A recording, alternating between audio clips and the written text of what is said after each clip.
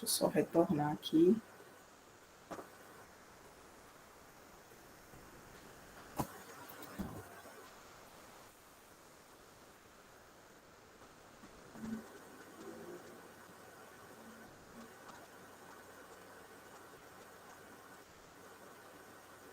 Voltou aí para vocês, não foi? As questões.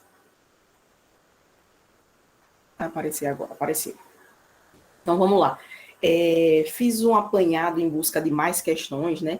E vi algumas questões novinhas aí, fresquinhas, né? Agora de 2022, tanto do concurso aí do Detran, do Amazonas, quanto um concurso aí que teve para contador, lá de uma prefeitura do Rio Grande do Norte.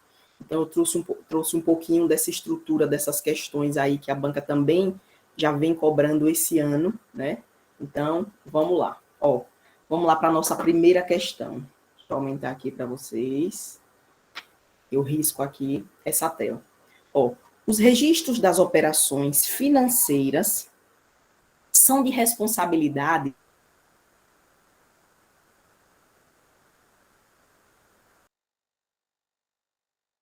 da...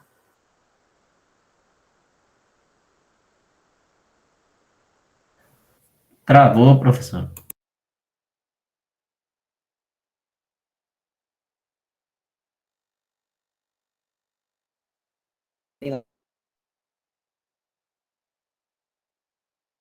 competência. Vejam aí se voltou. Hoje não pode travar não, né? Pessoal, eu vou pedir para vocês desligarem. Voltou, mas travou, repita aí novamente, porque travou, a gente não conseguiu compreender a leitura da pergunta. Pronto, eu vou pedir para vocês fecharem as câmeras, tá? Porque aí pega menos conexão aqui. Vou pedir para vocês fecharem, porque como a gente tem uma quantidade grande de gente, né? Vou voltar aqui para essa primeira, viu?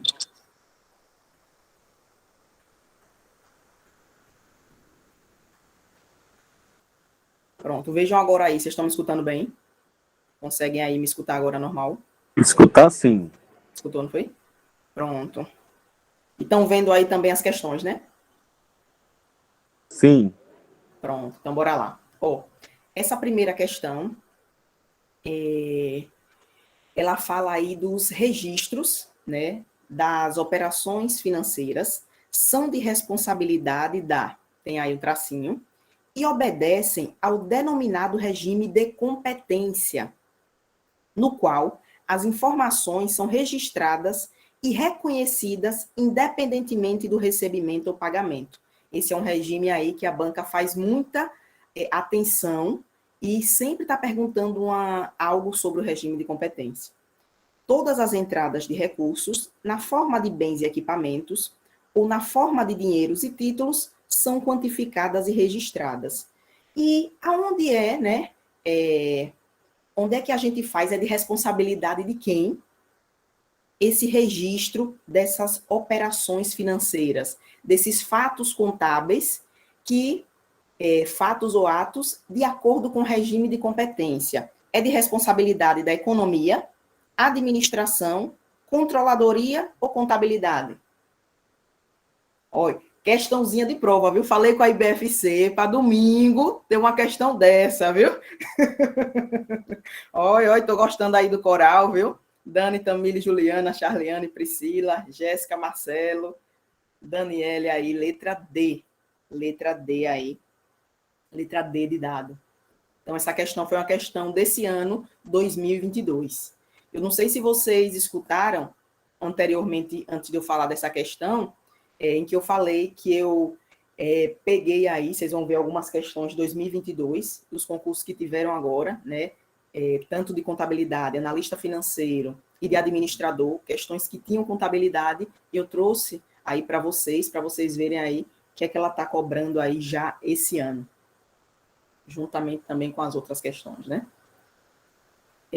2. Com relação aos usuários da contabilidade, analise as alternativas abaixo e assinale a correta. Só lembrando, Os usuários da contabilidade são aquelas pessoas em que, em algum determinado momento, vão ter aí interesse, né, nos dados da contabilidade, nos demonstrativos da contabilidade, para aí essas informações fazer com que essas pessoas aí se embasem para a tomada de decisão. Então, o que é que diz aqui? Para assinalar a alternativa correta. E aí eu chamo a atenção para vocês, chamo a atenção de vocês, não esqueçam que a IBFC, ela tanto pede a correta, como tem vezes também que ela pede a incorreta. Então, ó, nesse caso aqui, ela está pedindo a alternativa correta. Os usuários da contabilidade são aquelas pessoas que necessitarão dos dados fornecidos pela contabilidade para alguma finalidade. E aí, gente, certo ou errado?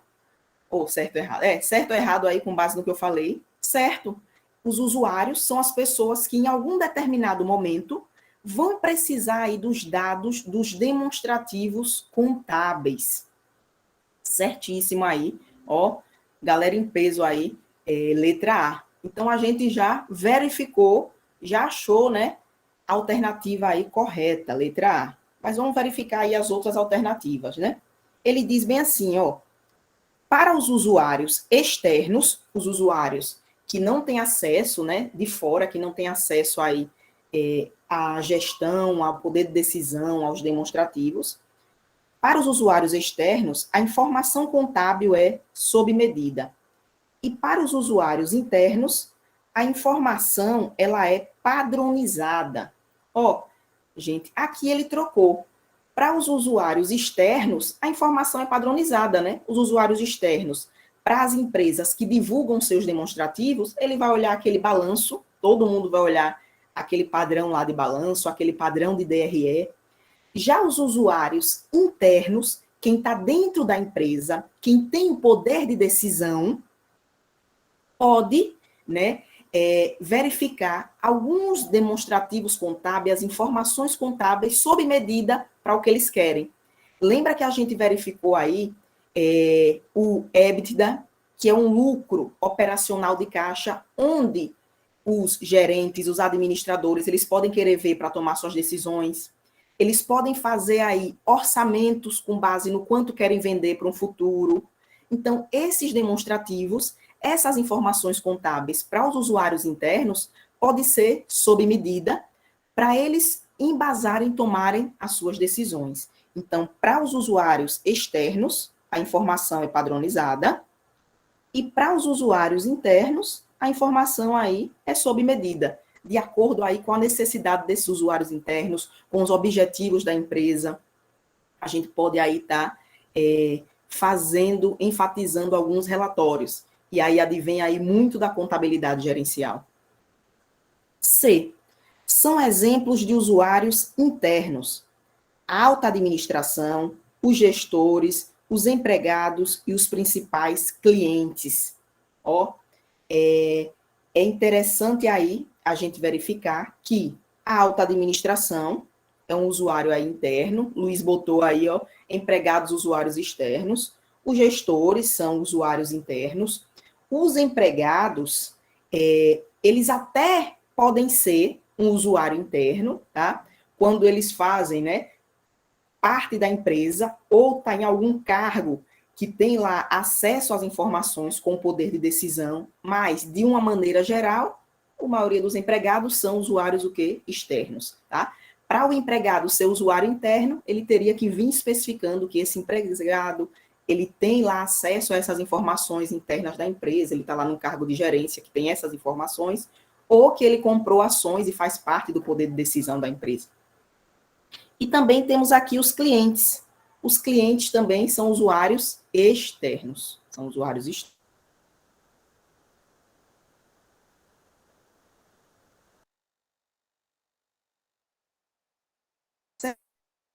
Da entidade e tem acesso às informações necessárias para decidir o caminho a ser seguido pela organização ou parte dela. Gente, essa definição aqui de quem participa do processo de gestão e tem poder de decidir é o usuário externo ou usuário interno? Isso, esse é o usuário interno, ó. marcar aqui o xizinho, não é usuário externo, é usuário interno. Muito bem. Então, de parabéns aí, viu? Esse coral da tia Carla, viu?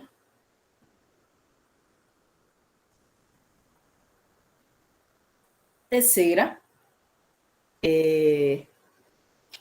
de acordo com a teoria patrimonialista, a gente aí tem basicamente 3 teorias, né, que são muito cobradas em prova, que é a teoria personalista, onde atribui os itens, né, do patrimônio e resultado a pessoas. Temos a teoria materialista, que é uma teoria mais econômica, e temos a teoria patrimonialista, que é a teoria que a gente utiliza atualmente na contabilidade. Então, de acordo com a teoria patrimonialista, que é a teoria das contas utilizadas pela contabilidade brasileira, as contas se classificam em quê, gente? Segundo aí a teoria patrimonialista. Patrimonialista, todo mundo aí letra A, ninguém discorda, ninguém discorda. Ó, João aí botou letra C. Ó, tá começando a briga aí entre A e C, viu? Tá entre A e C e A e C. Quero ver vocês botando. Podem botar aí, viu? Ó, agora C, Raíssa A, Clóvis C. Aí, ó, vamos relembrar. A teoria patrimonialista, ela divide as contas em contas patrimoniais e em contas de resultado. Alguém levantou a mão, eu só não vi quem foi. Alguém queria falar algo? Pode também ter tocado sem querer. A teoria patrimonialista é a teoria que divide aí as contas em contas patrimoniais e em contas de resultado. E essa teoria patrimonialista é a que é usada aqui no Brasil. Aí a gente tem, só para vocês relembrarem, a gente tem a teoria personalista, que ela atribui as contas a pessoas. Essa teoria aí, personalista, ela divide em proprietários, agentes consignatários e agentes correspondentes. Isso mesmo, Tamílis. Os proprietários são as contas aí do PL, receita e despesa, agentes consignatários, os bens, e agentes correspondentes, direitos e obrigações. E a gente ainda tem aqui, deixa eu ver se eu consigo escrever aqui, viu? Que minha letra é grande, viu? Teoria materialista. Essa divide as contas em integrais e diferenciais.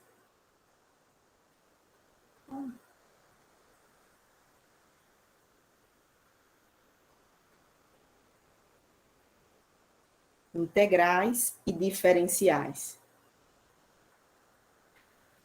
Diferenciais são as contas aí de PL, receita e despesa, e as contas integrais são as contas aí de ativo e passivo exigível.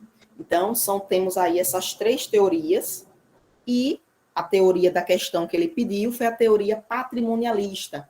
Ela divide as contas em contas patrimoniais e em contas de resultado. E só enfatizando que as contas patrimoniais, isso vocês não podem esquecer, viu? As contas patrimoniais são as contas de ativo, passivo e PL. E as contas de resultado, gente, são contas de quê? Tem uma pessoa aqui pedindo o link, só um minuto. Isso mesmo, Jéssica, receita e despesa.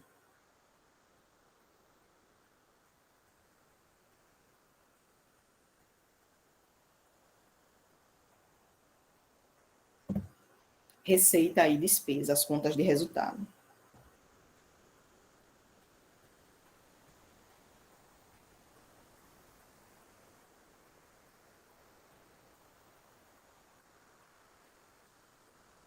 Só um minutinho.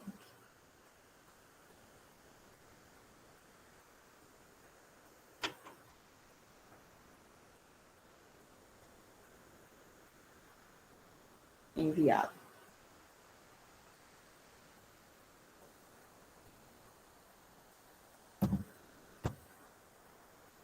Então, vamos lá. Vamos lá para a próxima.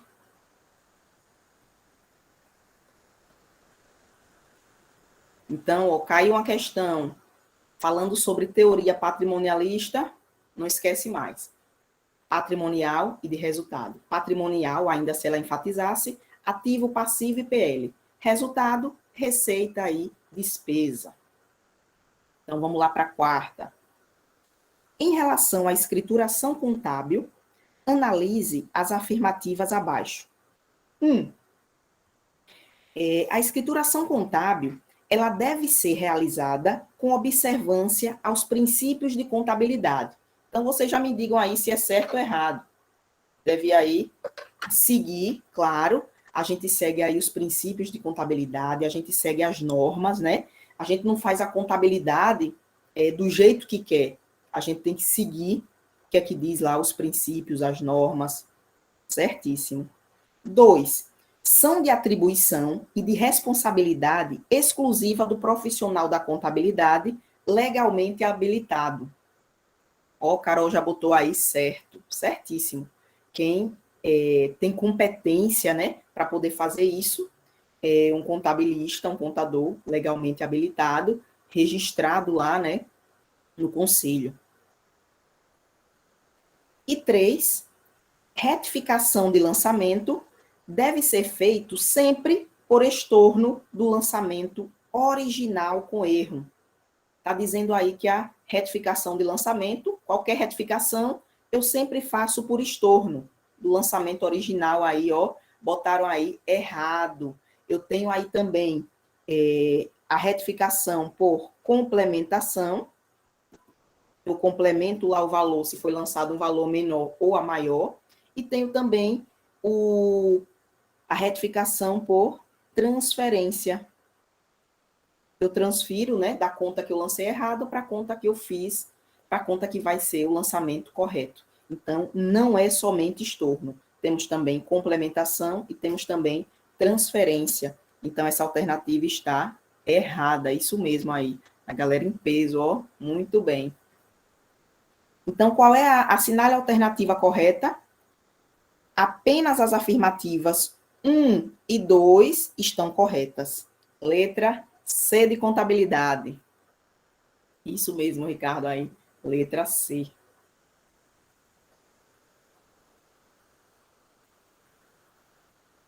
Quinta. Essa quinta aqui, eu coloquei ela para vocês lembrarem aí, né, do lançamento que se refere à depreciação. Depois, lá embaixo, eu coloquei até uma para a gente fazer o cálculo de depreciação. Uma indústria adquirir um equipamento a prazo no valor de 300 mil. Outros gastos incorridos no processo de aquisição de equipamento em reais. Aí tiveram aí outros gastos.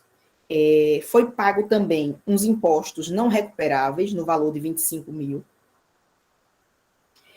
Teve um valor de 20 mil do frete por conta do fabricante, o fabricante que pagou aí esse frete. Tem alguém aí com áudio aberto. Você está entendendo? Porque você diz assim, quantos policiais militares morrem aqui? Leonardo. Abriu aqui, não consegui ver. Leonardo, o teu áudio está aberto. Leonardo. Achei aqui agora. Desativação. Leonardo.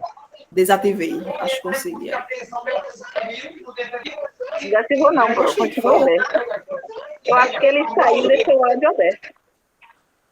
Desativar. Agora foi. Desativou.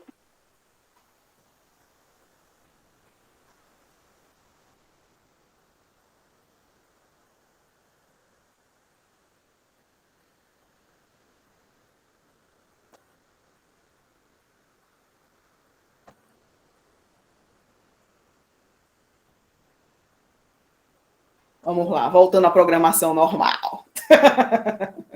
Aí temos frete por conta do comprador, 12 mil, instalação do equipamento, 8 mil, E tem aí outros dados. A vida útil do equipamento, 10 anos. Valor residual do equipamento, 35 mil. Data de início do funcionamento do equipamento, 1º de março de 2019. E método de depreciação linear. Aí ele pergunta, com relação à contabilização da depreciação, assinale a alternativa correta.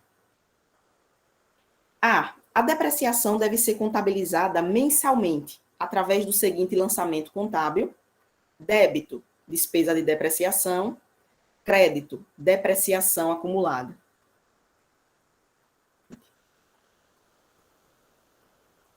Esse lançamento aí de depreciação é um lançamento simples e único. Vocês não duvidem. A gente debita, estou vendo aí o pessoal botando que está certo, é isso mesmo. A gente debita a despesa com depreciação e credita a depreciação acumulada. A gente faz isso mensalmente. E essa depreciação acumulada é conta de quê, gente? Ativo, passivo, PL, despesa. A depreciação acumulada é conta de quê? Vou até mudar de cor aqui, ó.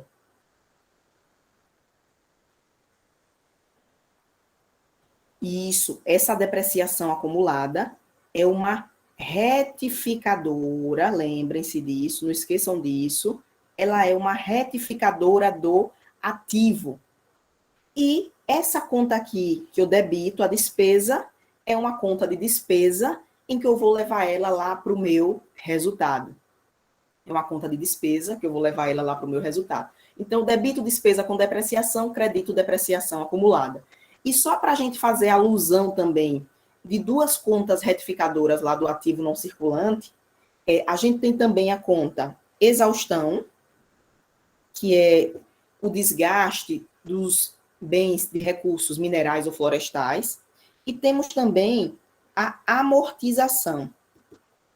Vocês podem ver aí em algum grupo de contas, né? E ela é na mesma sistemática de depreciação.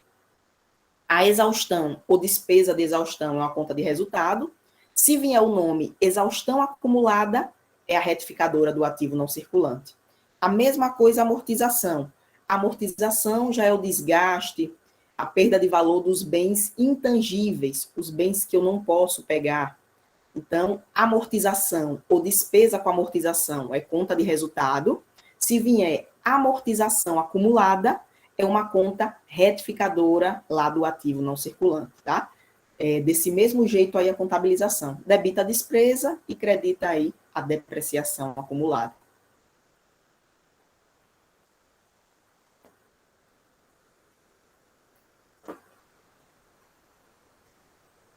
Repito sim. Vocês não podem se esquecer que dentro lá do nosso balanço patrimonial, tá? Pode vir a conta depreciação acumulada, ela é lá uma retificadora, né, do nosso ativo imobilizado, mas também pode vir, Luiz, a conta exaustão acumulada, que é se a empresa tiver aí, né, bens de recursos minerais, florestais, ela comprou o direito de explorar minério, daquela jazida de minério por tantos anos, eu vou ter uma exaustão.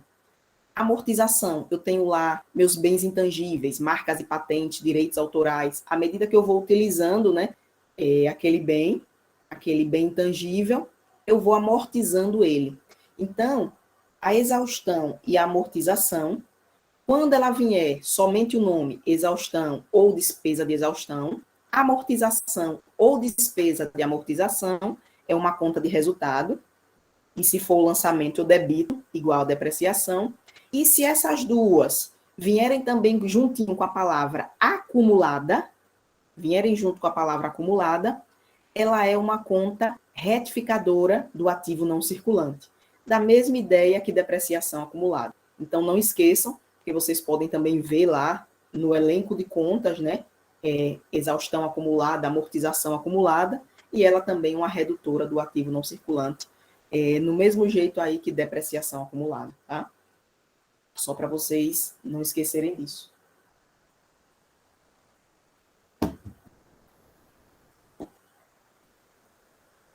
Deixa eu só dar uma...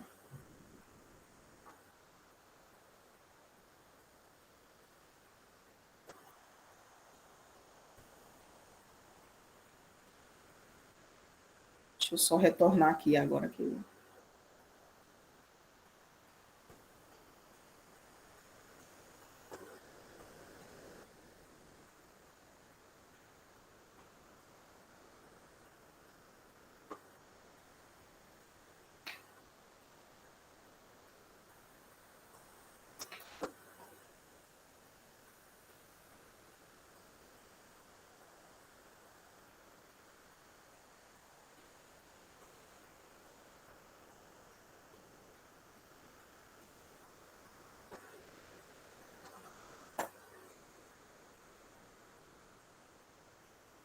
Voltando aqui à programação normal.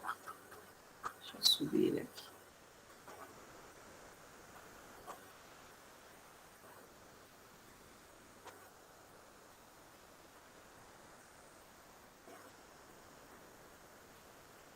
Sexto, conforme a Lei 6.404/76, uma das demonstrações contábeis exigida é o balanço patrimonial, que é aí item do assunto de vocês, contendo o capital de terceiro da instituição, que ele quer saber aí se vocês sabem, né, o que vem a ser capital de terceiros. Aí ele pergunta na letra A, é a soma do passivo e do patrimônio líquido.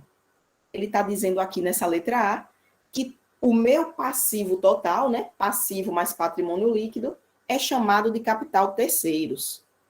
Errado. Na verdade, a soma do meu passivo e o patrimônio líquido, a gente chama de origem de recursos, né? O meu passivo total é origem de recursos. Essa soma aí do passivo. B, o resultado final do patrimônio líquido. Não.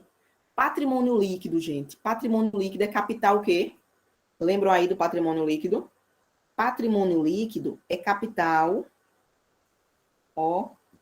próprio. Patrimônio líquido é capital próprio. C, eu já vi aí que Mari e Ricardo botou aí letra C. A soma do passivo circulante e passivo não circulante, certíssimo. Meu passivo circulante mais o meu passivo não circulante representa o capital de terceiros. Capital terceiros. Então, o total do meu passivo, a minha origem de recursos, ela pode advir de capital de terceiros ou de capital próprio. Então, a alternativa correta aqui é a alternativa C. Alternativa aí, C de coração. Aí, na letra D, ele botou o ativo total e o patrimônio líquido, nada a ver. Então, sempre lembrem dessa caracterizaçãozinha aqui do passivo. Eu tenho lá o meu passivo circulante, tenho lá o meu não circulante e tenho lá o meu PL. A soma do passivo circulante e não circulante é o meu capital de terceiros. O meu PL representa o capital próprio. E a soma dos dois, que é o total do passivo, representa aí a origem de recursos. A origem de recursos. Então, vão sim, Ricardo, muito bem. Então, teve uma questãozinha que a IBFC cobrou o quê? Ela perguntou, né? Ela deu lá uns dados de passivo, dado de PL, aí perguntava bem assim, essa empresa, ela não trabalha com capital de terceiros. Era falso. Essa empresa não trabalha com capital próprio. Trabalha, porque ela tinha lá o PL, né? Então, é interessante vocês lembrarem aí que o capital terceiros é o circulante mais o não circulante, e o capital próprio é o patrimônio líquido. Fechou?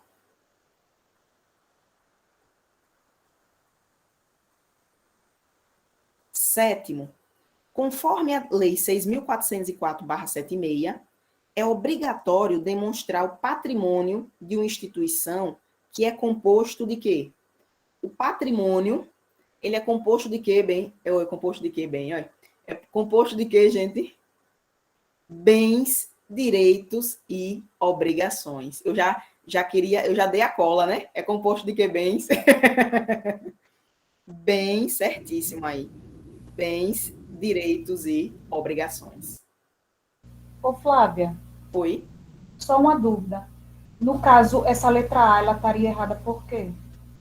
Ele, na verdade, ele não está perguntando a estrutura do balanço patrimonial. Ele está perguntando aí que a empresa, né, ela é obrigatória a demonstrar o patrimônio. E o patrimônio, no conceito dele, é o quê? É um conjunto de bens, direitos e obrigações. Agora, a estrutura de um demonstrativo contábil, que é o balanço patrimonial, né, é que a gente estrutura o ativo de um lado, o passivo de outro lado. E ainda não é nem a estrutura do balanço patrimonial, não é nem ativo e passivo e capital social. Seria aí ativo, passivo e PL. Capital social seria uma das contas, né, que está dentro aí do nosso patrimônio líquido. Patrimônio líquido. Então, essa conceituação aí do patrimônio. Certo, Dani? Oitava. O balanço patrimonial deve apresentar como grupos de contas separados ativos circulantes e não circulantes, e passivos circulantes e não circulantes. Então, a gente sempre tem que estar em mente aquela visualização que circulante são os direitos, né, bens e direitos que eu tenho realizáveis até o final do meu exercício seguinte. Então, o meu exercício, um exemplo, o meu exercício de 2022 acaba 31 de dezembro de 2022. O que eu tiver até 31 de dezembro de 2023, né, para poder receber ou para poder pagar, ele se enquadra aí como circulante. Após o exercício subsequente, ele se enquadra aí como não circulante, após aí de 31 de dezembro de 2023. Então, com base nisso, ele pergunta aqui, em relação a esta separação de grupos, assinale a alternativa incorreta. Ó, gente, preste bem atenção para vocês não se atrapalharem lá, viu? Vocês aí estão craques aí na contabilidade, vê lá, veja essa daqui, tá certa a primeira. Mas lembrem do comando que ela está pedindo, correto ou incorreto.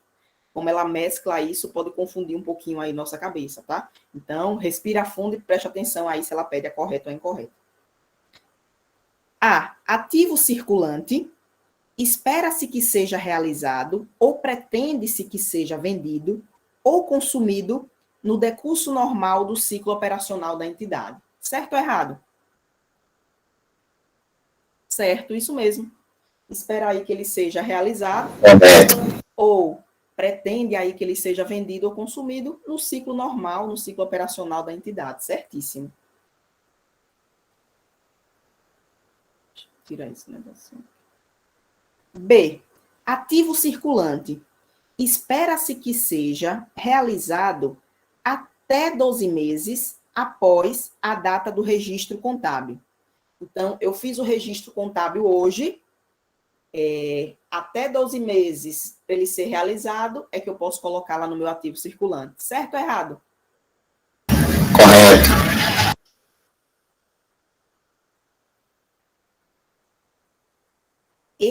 Esse ativo circulante, qual foi o erro aí? Foi que ele disse após a data do registro contábil. Não é após a data do registro contábil. É após a data do balanço. Após o meu exercício social, né, desse período que vai até o próximo. Então, não é a data do registro contábil. Se eu registrar hoje, isso não é denominador para ele estar no circulante ou não circulante, tá? Então, seria aí após a data do meu balanço. Então, essa alternativa está incorreta. Incorreta. A C, passivo circulante, espera-se que seja liquidado durante o ciclo operacional normal da entidade, certo? Passivo circulante é o que eu vou liquidar, é o que eu vou pagar durante aí o meu ciclo operacional. E o passivo circulante deve ser liquidado no período de até 12 meses após a data do balanço, certíssimo. Essa aí tá sim. Até 12 meses aí após a data do balanço. Então, a alternativa correta aí foi incorreta, né? Na verdade, foi B de Bahia, viu? PC Bahia.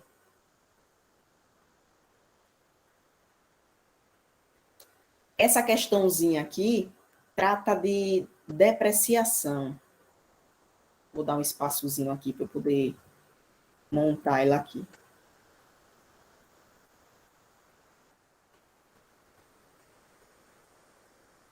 Do ativo e passivo circulante, Ricardo.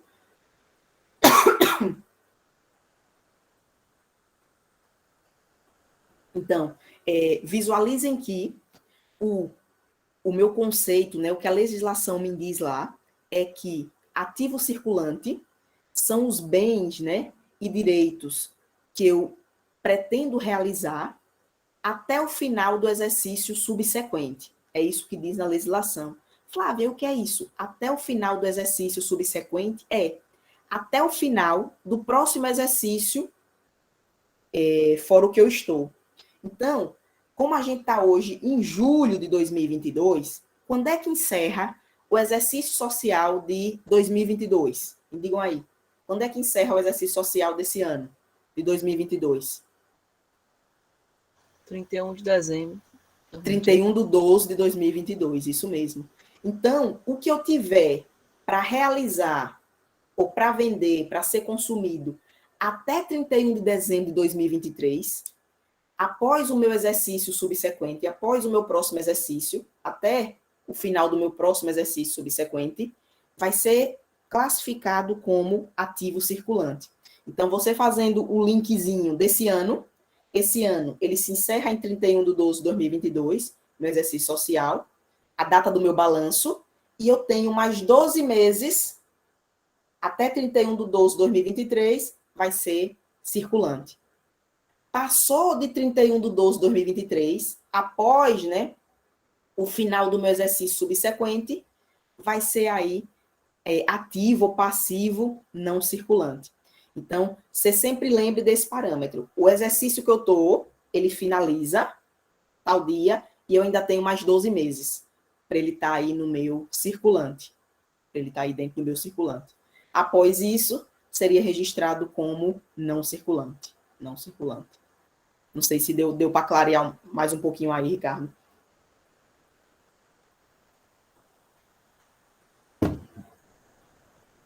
Certo. É só a gente, né, professora, verificar a questão da data que nós estamos, né, até 31/12, né, que é o final do ano, e contando mais 12 meses. Mais 12 meses, certíssimo. Mais 12 meses. Aí, por isso que muitas vezes, né, se diz aí que eu posso ter até 24 meses, né?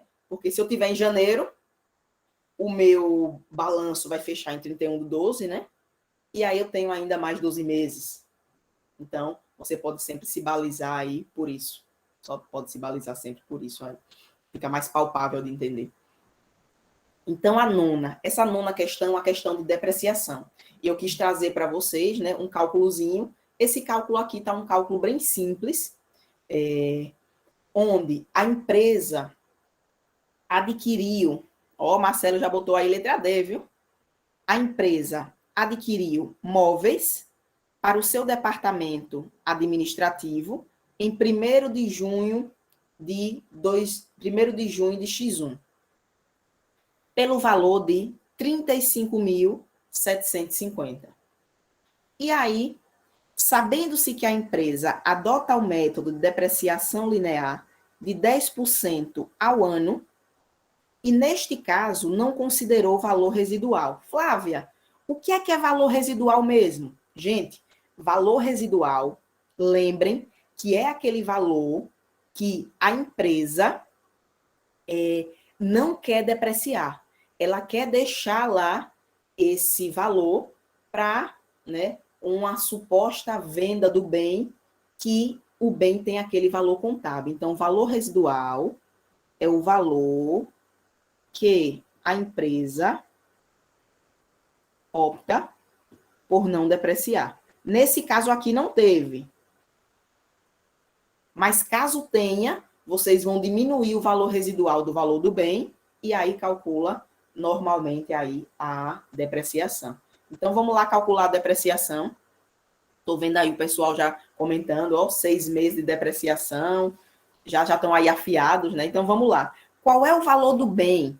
35.750 é o valor do bem. Como não tem valor residual, eu não diminuo mais nada. Aí ele diz que a depreciação adota o método linear de 10%. Ó, 35.750 vezes 10% vai dar a minha depreciação anual. 3.575,00 ao ano. Essa é a minha depreciação anual, tá? Aí vamos ver o que é que a questão diz, né? O que é que ela enfatiza, né?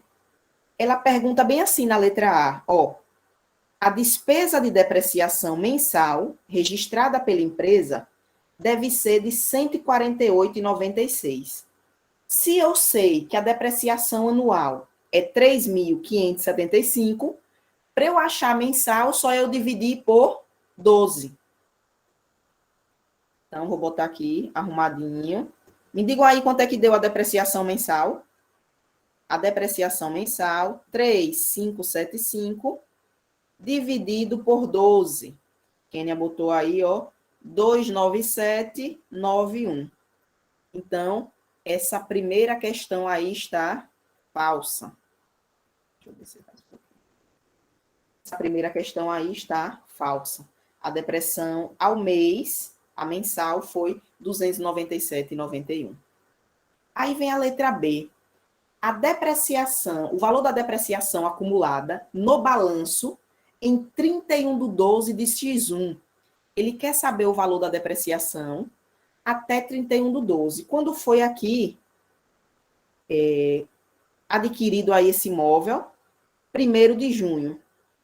Aí eu vou verificar de 1º de junho a 31/12 quantos meses são. Lembrando aí que a gente está aí, ó, 1º de junho, contando aí também junho, tá? Tô vendo aí isso mesmo aí.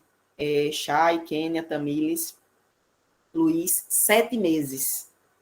Temos aí, ó, junho, julho, agosto, setembro, outubro, novembro, dezembro, 7 meses.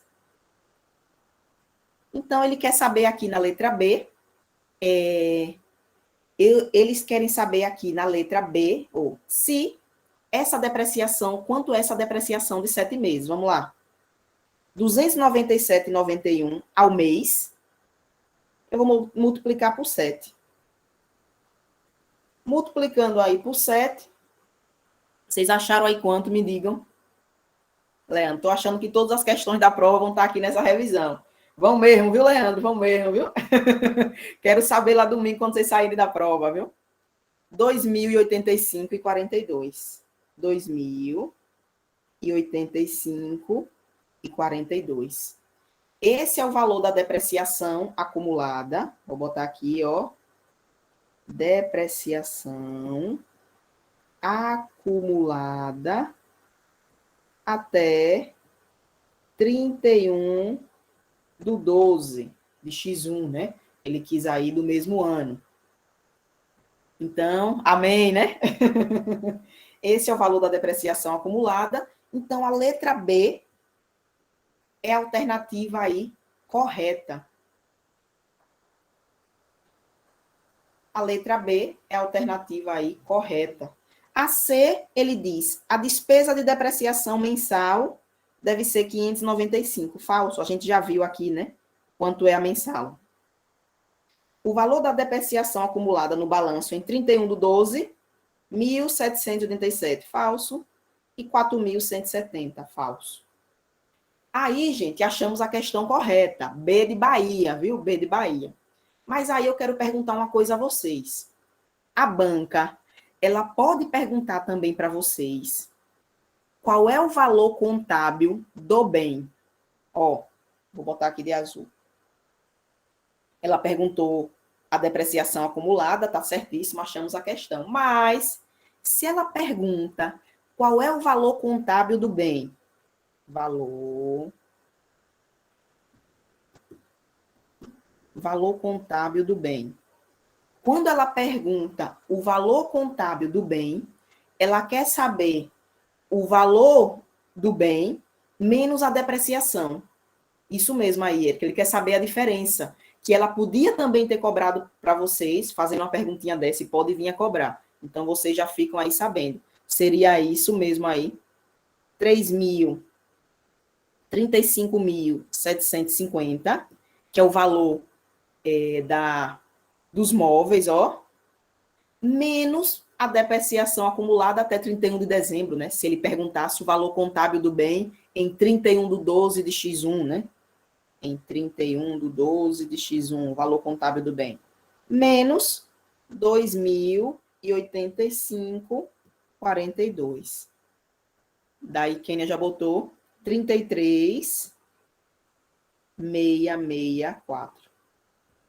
Esse seria, gente, o valor contábil do bem, tá? Lembrando que não está perguntando aqui não, mas já estou aí passando aí para vocês que pode ser um questionamento bem comum da banca e é tranquilo. Achou a depreciação, diminui do valor do bem. E lembrando que se tiver valor residual, na hora que você for depreciar, quando você fosse colocar esse valor aqui, você teria que diminuir o valor residual para aplicar os 10%. Não esqueçam disso, tá? Porque foi multiplicado por 7, pronto. Ele disse, Renata, na questão, que o valor da depreciação acumulada, ele queria ver no balanço em 31/12 de X1. Então, a gente calculou de 1º de junho até 31/12. Aí deu aí, de junho a dezembro, 7 meses. Então, achamos a depreciação mensal e multiplicamos pelos 7 meses, para achar aí a depreciação acumulada. Todo mês, a gente colocou lá, né, 297,91, 297,91. Então, os 7 meses, bateu aí 2.085,42, porque foi de junho até dezembro. Aí, a gente tem que sempre verificar... Renata, o prazo que ele dá, tá? O prazo aí que ele dá. Ele poderia ter dito também, gente, 31/12 de X2, fora esse valor, mais um ano. Então, a gente sempre vai ter que se balizar pelo prazo que ele está dando aí na questão. Certo? Deu para clarear aí, não foi, Renata?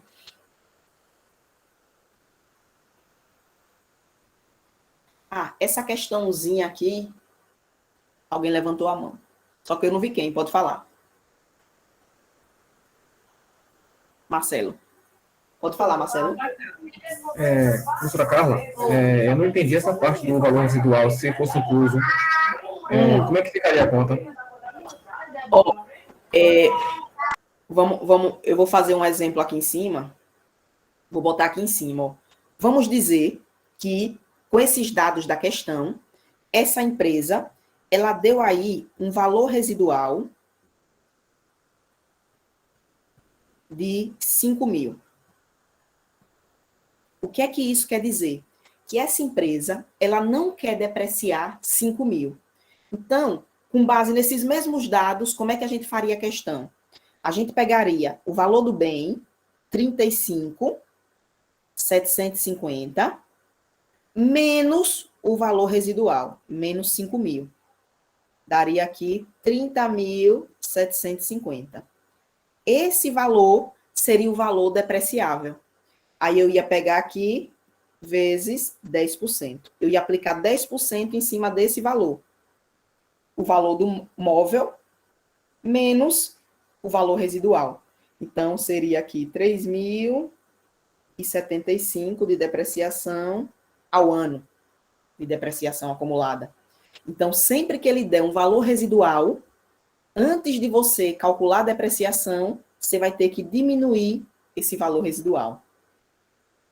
Isso mesmo, Leandro. Aí a questão, ela vai ter que dizer para vocês.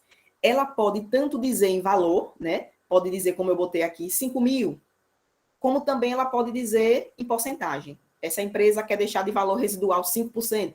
Aí você calcula 5% e diminui antes de aplicar lá a depreciação, certo? Mas aí a questão tem que dizer. Por isso que nesse caso aqui ela disse, ó, e neste caso não considerou valor residual. Não teve nenhum, zero. Mas se ela quiser que você considere valor residual, ela vai ter que dizer. Ela vai ter que dizer. Alguém levantou a mão?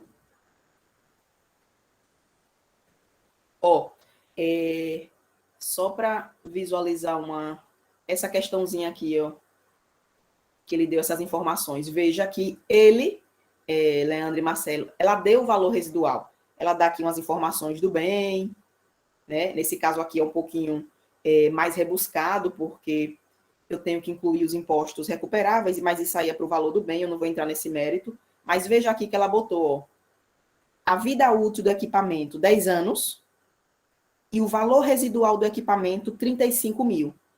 Então, antes de eu pegar o valor e dividir pelos 10 anos, eu teria que diminuir os 35 mil. Então, não se preocupe quanto a isso. Se houver valor residual, ela vai dizer ou o valor residual em número mesmo, já em real, ou em porcentagem. Ela quer deixar de valor residual 10%. Ou ainda tem questões que eles evidenciam dizendo que a empresa quer vender aquele bem por 10 mil. Então, se ela quer vender por 10 mil, ela vai deixar de valor residual 10 mil. Mas isso aí não é o caso da IBFC. Ela não aponta dessa maneira, não. Outras banquinhas. Mas a IBFC sempre ela dá direto, quando ela quer o valor residual, ela já dá o valor do bem. O valor residual.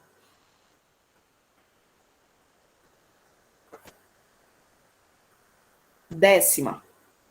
De acordo com as normas brasileiras de contabilidade técnica geral, estoques, com relação aos custos de estoque, analise as alternativas abaixo e assinale a correta. Ó, eu peguei essa questãozinha da IBFC, que, na verdade, se vocês já verificaram também, tem uma questãozinha dessa, igualzinha da CESP, tá? Onde ele está falando aí do estoque. O meu estoque, o custo que eu tenho que colocar lá no estoque da minha empresa é o valor de compra do bem, né, mais os impostos, exceto aí, claro, eu diminuo os recuperáveis, eu vou incluir frete, vou incluir seguro, vou incluir os itens que vão fazer aquele estoque, né, chegar ao meu local, e vou abater aí, se tiver algum desconto e algum abatimento. E aí, justamente eu trouxe essa questão, porque ela fala ipsilite, como está lá na norma. Aí, primeiro na letra A, ela diz, ó, os gastos com armazenamento, após a conclusão do produto, são incluídos no custo dos estoques até a sua venda. O bom que foi a teoria, a CESP pede em cálculo. Agora tem uma dela, Chay, depois eu vou mostrar para vocês, tem uma dela que é igualzinha a essa teoria da CESP. Estou achando que a IBFC copiou e colou, que acho que é a da CESP, o ano anterior. Os gastos com armazenamento, após a conclusão do produto, são incluídos nos custos dos estoques até a sua venda. Ó, tudo que eu gasto depois de ter concluído o meu produto, gente, no empresa aí que fabrica o produto, é despesa. Não é mais o custo daquele produto. Então, se eu já concluir o produto, tudo que eu vou gastar depois vai ser despesa na minha empresa. Então, isso aqui está falso. Tem aí, Rodrigo, umas vertentes que me passaram, depois quando a gente finalizar aqui, eu posso até dizer para vocês, mas foi que me passaram de uns simulados que tem aí, né? Foi, Marcelo, acho que foi na PF, isso mesmo, foi na PF, Marcelo. B, a letra A, pronto. Os gastos com armazenamento, após a conclusão do produto, são incluídos nos custos de estoque até a sua venda. Por exemplo, Paula, vamos dizer que eu fabrico bolos, tá? Não, bolos não. Eu fabrico bolsa. Vamos dizer que eu estou fabricando bolsa. Eu pego lá, tenho as máquinas de costurar bolsa, boto lá os botões na bolsa, boto o feche. Quando a gente se retrata para produzir aquele produto, qual é o custo que eu vou levar no estoque? Todos os custos que eu utilizei para produzir aquele produto. Quando o meu produto fica pronto, eu coloco lá estoque de produtos prontos lá no meu ativo. E aí, o meu produto está pronto. A minha bolsa, vamos dizer aqui que essa minha bolsinha está pronta. Se eu tiver algum gasto para poder ter que alugar um galpão para deixar o estoque das minhas mercadorias para ser vendida, esse gasto vai ser incluído nesse custo do meu produto? Vai somar lá com o valor do meu estoque? Não. Esse aluguel com galpão que eu utilizo depois que eu produzi as minhas mercadorias todas para armazenar e depois, né, distribuir, esse gasto aí vai ser uma despesa. Não tem nada mais a ver com o custo do produto, tá? Não tem nada mais a ver com o estoque. É um item que eu aluguei, porque eu não tenho espaço, né? Eu estou pagando um aluguel a mais, não tenho espaço mais na minha empresa para poder depois fazer a entrega daquele produto. Então, gasto com armazenamento, após a conclusão do produto, é incluído no custo do estoque? Não. A gente lança aí como despesa lá no meu resultado. Professora, poderia denominar custo final? Nesse caso aqui, quando eu produzo um produto, isso. O custo final do meu produto, todos os custos que eu utilizo para fazer o meu produto, no caso, esse gasto aí, depois que meu produto está pronto, não é incluso no custo do meu produto. E isso só são os gastos aí no momento da aquisição. Os gastos para trazer o meu produto, para que meu produto fique em condições de ser usado. Pronto. Meu produto está ali pronto, acabado, em condições de ser usado. Os gastos que eu tenho a mais vai ser tudo lá despesa para o meu resultado. Eu não coloco mais no meu estoque. Isso mesmo aí, Marcelo. O frete do comprador também não, né? Se esse frete aí, Kênia, que você está dizendo eu, empresa, comprei, paguei o frete, ou a empresa que me vendeu foi que pagou o frete?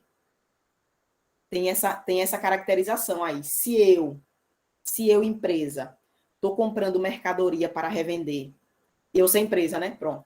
Se eu, empresa, estou comprando mercadoria para revender e eu pago o frete, isso entra no valor do meu estoque, tá? E eu pago o frete. Eu comprei 1.000 bolsas para revender e dessas 1.000 bolsas eu tive que pagar o frete para essas bolsas chegarem até mim. Aí esse frete entra no valor do estoque. Agora, se o frete foi por compra de quem me vendeu, aí não. Aí vai ser despesa lá da empresa que me vendeu. Ele pagou o frete. É quando a gente tem aí frete grátis, né? Quando a gente compra com frete grátis, alguém está pagando o frete. Quem pagou foi a empresa lá que nos vendeu. Aí ela registrou na contabilidade dela como despesa. Mas se eu pago frete, eu incluo isso no valor, no custo do meu estoque. Aí, a B. Isso, a empresa que me vende aí registra lá como despesa de frete. Despesa de frete. A B. O custo de aquisição dos estoques compreende o preço de compra, os impostos de importação e outros atributos, exceto os impostos recuperáveis. Então, aqueles impostos que a gente vai se recuperar, que a gente coloca lá no ativo, ICMS a recuperar, PIS a recuperar, não vai entrar no valor do meu estoque, porque o valor dele vai ficar registrado lá como um direito. Bem como os custos de transporte, ó, se eu paguei frete, se eu paguei seguro para aquela mercadoria chegar até mim. Tem muitas empresas, gente, que tem mercadorias aí valiosas, que vêm aí de outros estados, atravessando aí a fronteira. Então, a empresa paga lá o transporte, paga o seguro, manuseio e outros diretamente atribuíveis à aquisição, à compra aí de produtos acabados, materiais e serviços. E ele diz ainda que descontos comerciais, claro, se eu tive um desconto e se eu tive um abatimento, ele deve ser deduzido na determinação do custo de aquisição. Aí não entra no meu estoque. Se eu tive um desconto, se eu tive um abatimento, eu não desembolsei aquele valor. Eu não desembolsei aí aquele valor. Então, essa letra B, ela tá ipsilite, gente, como tá na norma. O custo de aquisição compreende o preço de compra, os impostos de importação e outros tributos, exceto os recuperáveis, bem como o custo de transporte, seguro, manuseio, e dizendo que descontos comerciais e abatimentos devem ser deduzidos da determinação do custo de aquisição. Então, essa letra B aqui está corretíssima. Está corretíssima. Kenny aí botou aí certo. Certíssimo. Letra C. O valor anormal de desperdício de materiais, mão de obra ou outros insumos de produção são incluídos no custo de estoque.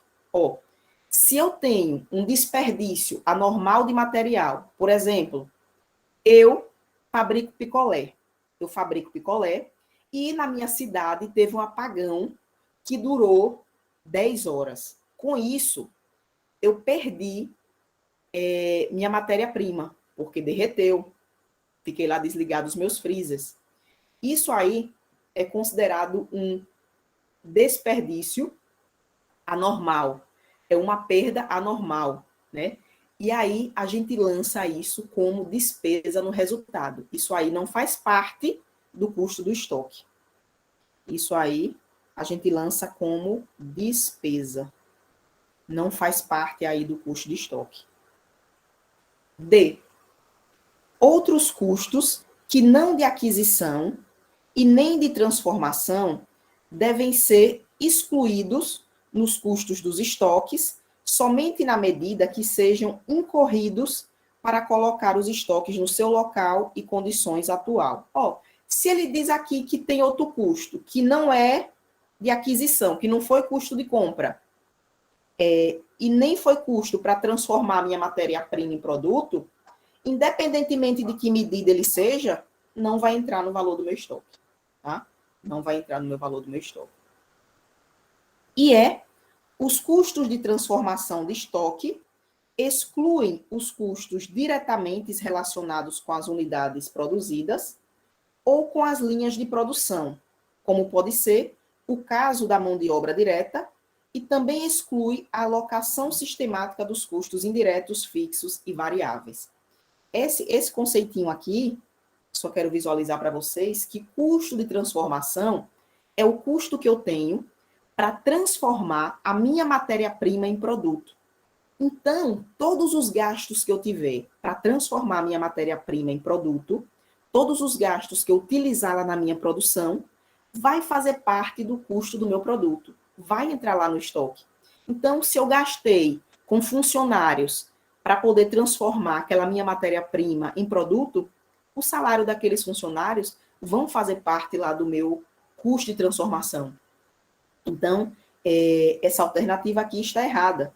Diz que é para ser excluído, no caso aí da mão de obra direta, custos indiretos fixos. Se esses custos fizeram parte desse processo para transformar matéria-prima em mão de obra, isso aí é indústria, faz parte sim do meu estoque.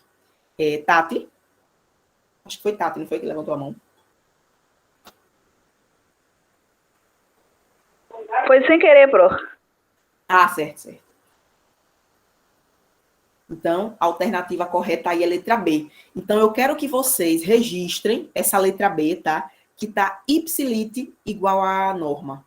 Então, leve esse conceitinho aí na cabeça de vocês. Peguem essa letra B e abracem ela, tá? Referente aí a estoques. Prof, o erro da D foi o que mesmo? Cadê a D? Ele diz que outros custos que não são de aquisição nem de transformação devem ser excluídos nos custos de estoque somente na medida em que sejam escorridos. Diz que custos que nem são de aquisição, nem são de compra e nem são de transformação devem ser excluídos somente na medida que sejam utilizados para colocar esses estoques no seu local. Não, eles devem ser excluídos definitivamente. Por quê? Se não é um custo de compra e não é um custo para transformar o meu produto, é despesa. Não somente obrigado. na medida que sejam incorridos. Todos, obrigado. Todos têm que ser excluídos, todos são levados como despesa. 11. Com base no artigo 179 da Lei 6.404, associa abaixo os grupos com as contas. Essa questãozinha aqui, gente, essa foi a de que ano? Essa foi de 2019, né? Essa aqui foi de 2019. Tem questãozinha desse tipo em 2020, tem questãozinha desse tipo em 2021, e nas provas que eu peguei agora de 2022, tem uma aqui, se eu não já utilizei nesse passado, eu coloquei ela aqui, se eu não me engano, fazendo aí relação com o item do balanço patrimonial para vocês dizerem qual grupo é, tá? Então, provavelmente, pode cair aí uma questão dessa, para vocês identificarem a conta pertencente a que grupo, tá? Pertencente a que grupo. Então, vamos lá. Ele diz aí esse elenco aí de contas, e aqui diz os grupos, né? Realizava a longo prazo, reservas de capital, ativo circulante e ativo imobilizado.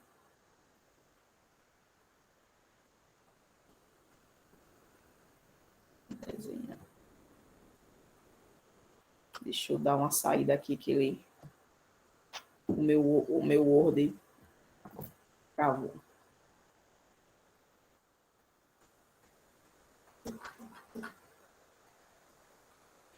Foi porque eu tinha selecionado ali sem querer.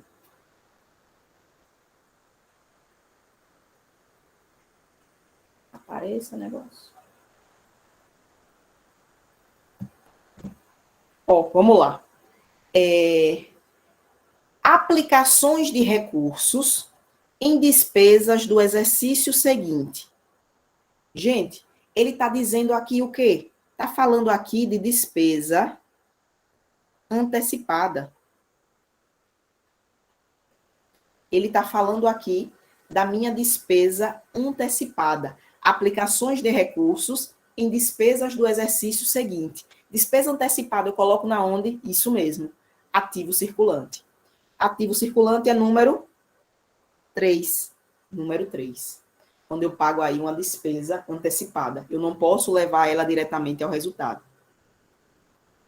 Bens decorrentes de operações que transfiram à companhia os benefícios, riscos e controle desses bens. Esses bens aí, decorrentes de operações que transfiram à companhia os benefícios, riscos e controle desses bens. Ele está falando aí do imobilizado. Então, o bem, a empresa aí, ela vai ter os benefícios daquele bem, claro, vai assumir os riscos por aquele bem e ela tem que ter o controle daquele bem. Eu registrar lá no meu ativo imobilizado. Então, 4. Isso mesmo aí, Juliana. Olha, o Rodrigo já botou aí dizendo que é letra D. Vamos ver, viu, Rodrigo? Você está certo, viu? O produto da alienação de partes beneficiárias e bônus de subscrição. Esse produto da alienação de partes beneficiárias e bônus de subscrição, ele é caracterizado como reserva de capital.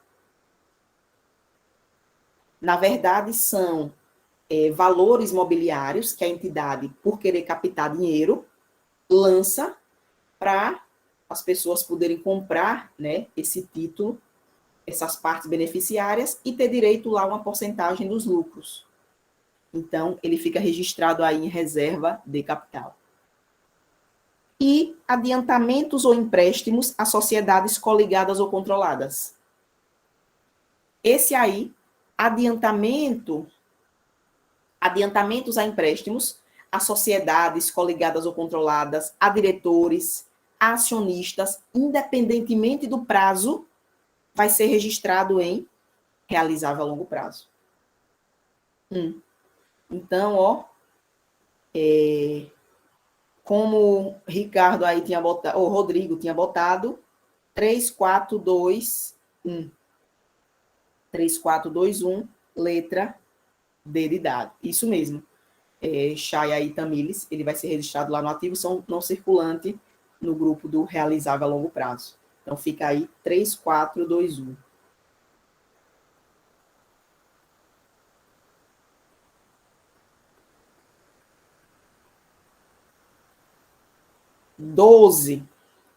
Uma questãozinha aí também, falando aí de ativo e passivo. De acordo com a lei 6.404, a gente vai marcar aqui verdadeiro e falso. Vamos lá. As contas do ativo devem ser apresentadas em ordem decrescente de liquidez. Ele está dizendo aí que as contas do ativo devem ser apresentadas primeiro, as contas mais líquidas, as contas que são dinheiro, e vai descendo lá as contas que têm mais facilidade de se transformar em dinheiro. Então, o ativo, ó, estou vendo aí, Kênia, Luiz, Elton, Jéssica, as contas do ativo são contas em ordem decrescente de liquidez. Certíssimo. Verdade. Já as contas do passivo são contas em ordem aí, crescente de exigibilidade, né? As contas que eu vou lá, né, tem que pagar primeiro, coloco lá em cima, que seria no circulante. A que eu tenho mais tempo para pagar, coloco lá embaixo depois. O patrimônio líquido deve ser dividido em capital social, reserva de capital, reservas de lucros, ações em tesouraria e prejuízos acumulados. Certo ou errado aí o patrimônio líquido? Certíssimo. Ele é dividido aí, né, conforme aí a lei 6.404, em capital social, reserva de capital e de lucros, ações de tesouraria e prejuízo acumulado. E o ativo circulante? Ele deve ser dividido obrigatoriamente nos subgrupos disponibilidade, recebíveis e estoques. E aí, gente, esse aí? Dani Kênia botou aí falso. Paloma, Jéssica, Marcelo, Elton, botou aí falso.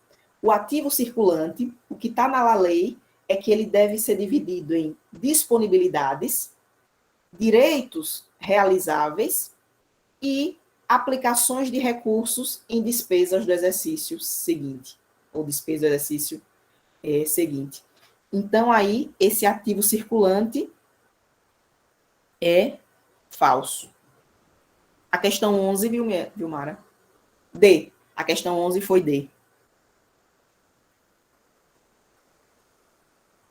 O ativo não circulante deve ser dividido obrigatoriamente em realizável a longo prazo, investimento imobilizado e intangível. Certíssimo, né? Os grupos aí do ativo circulante. Então, qual é a alternativa correta? VVFV. Letra D de dado. Letra D de Deus. Érica? Pode repetir, por favor? Só o ativo circulante tem que ter disponibilidade. Ele tem que ter disponibilidade, direitos e a caracterização aí de despesas antecipadas. É o que ele diz aí, ipsilite, como lá na lei. Aí ele diz direitos realizáveis, né, que é simplificadamente direitos, e aplicações de recursos em despesas do exercício seguinte, que seria aí as despesas antecipadas. Tá, obrigada.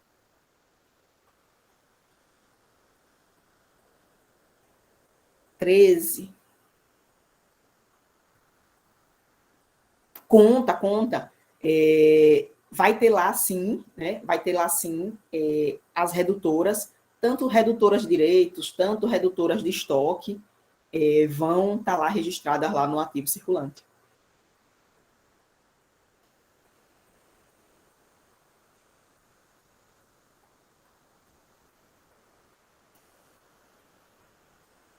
Essa questãozinha aí, eu trouxe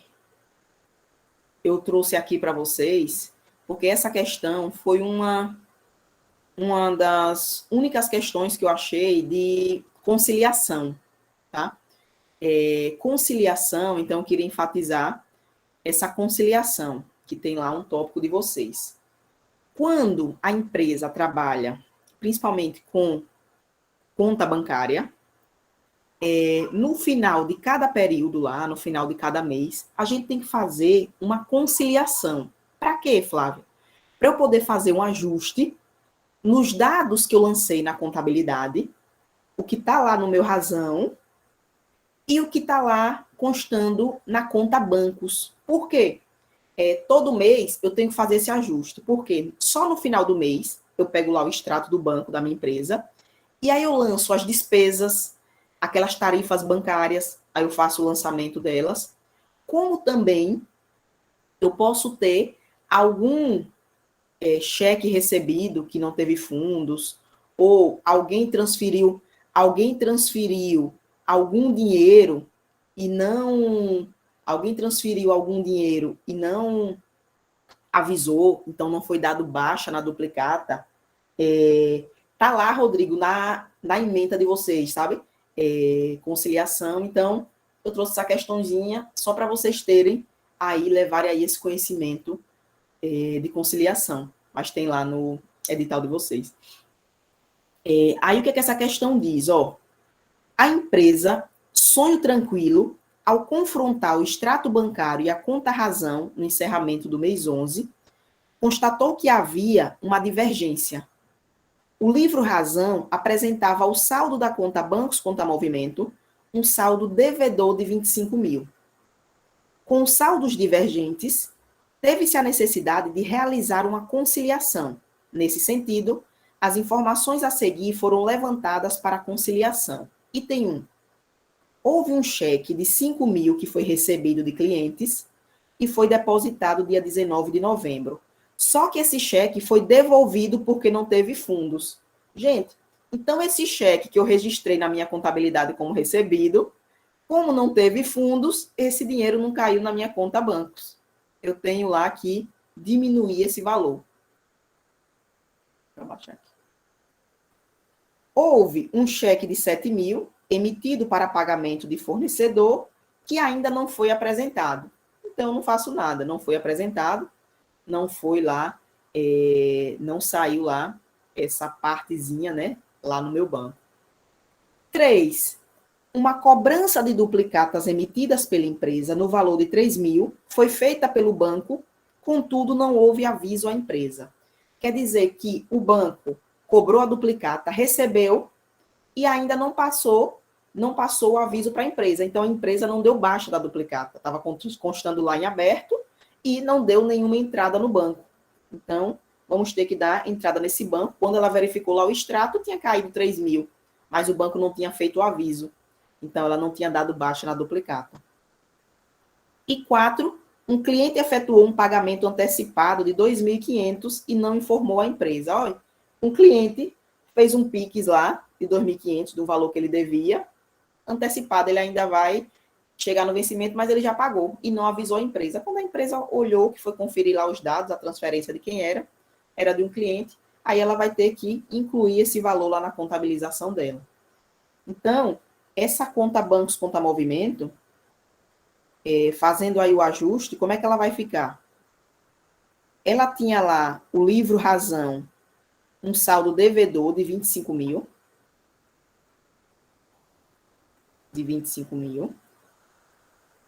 Vai ter que excluir o cheque que foi devolvido de 5 mil, né? Menos 5. Vou botar aqui, ó. Menos 5 mil. Vou somar a cobrança que tinha sido feita e eu não tinha sido avisado na empresa. Então, a empresa não deu a entrada. e esse valor antecipado que o cliente pagou, que a empresa também não sabia e não tinha dado a entrada. Mais 2.000. Ou mais 2.500. Eu fico lá na minha conta, né? Agora, depois do registro, somando isso, excluindo o outro, o saldo igual lá da minha conta bancos de 25.500. Letra A. Chegou ela aí, viu? Letra A de aprovação PC Bahia. Eu ouvi um amém aí. Eu gosto quando é letra A, viu?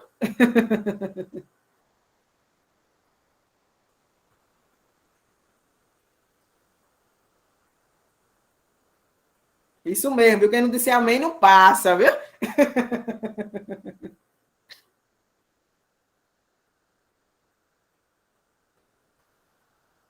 É a questão da prova, né, Paulo? Deixa eu descer aqui.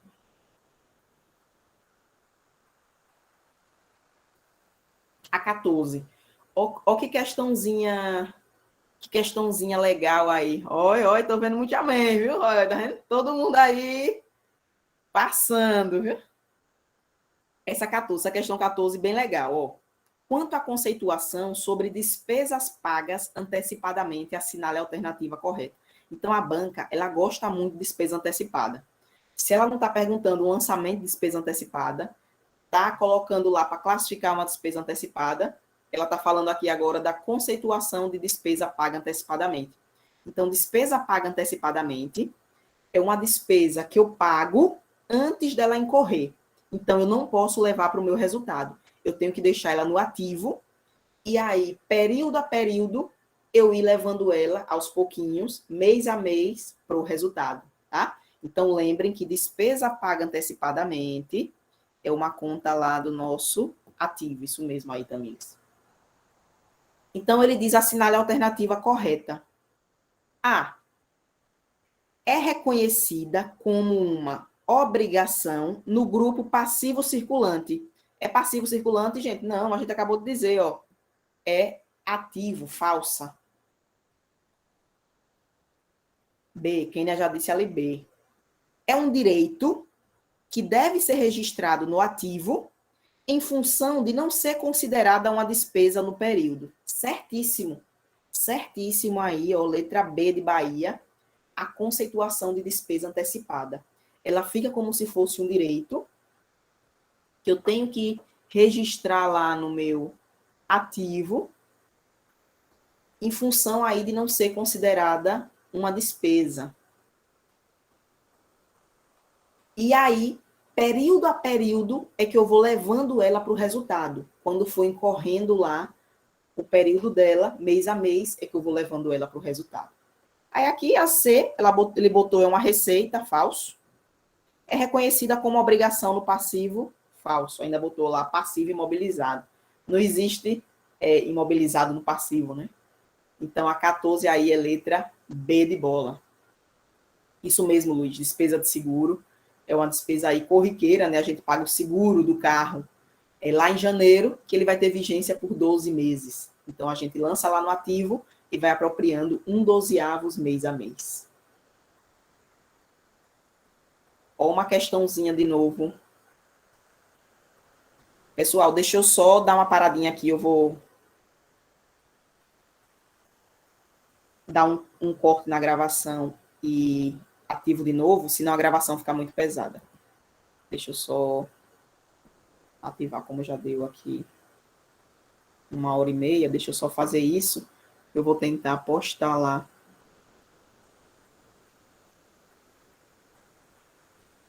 Deixa eu interromper e aí eu